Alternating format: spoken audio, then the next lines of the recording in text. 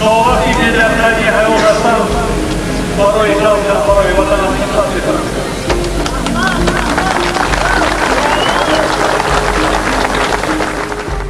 اگر گروه شخصیت امروز ضد صلح و امنیت، ضد این شهرنامه، ضد وحدت ملی، ضد احیای تاجیکستان دست بالا میشود، باید میشتن دشمن ملت تاجیک، دشمن مردم تاجیکستان و دشمن دولتی تاجیکستان است. رحم پروردگار ما آمد، نور حق بر دیار ما آمد.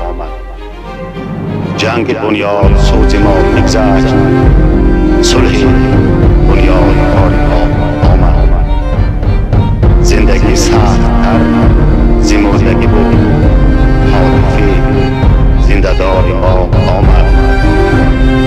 کوی و برزن پر از گدایان بود، وقتی جود و نثار ما آمد.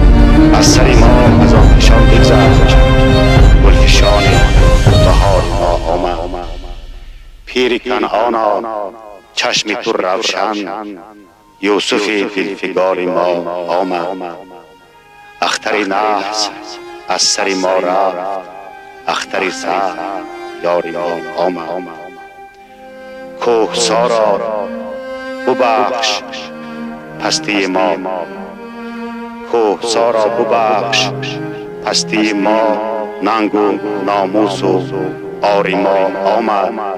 جنگ دیوانوار ما بگذشت، صلح در انتظار ما آمد.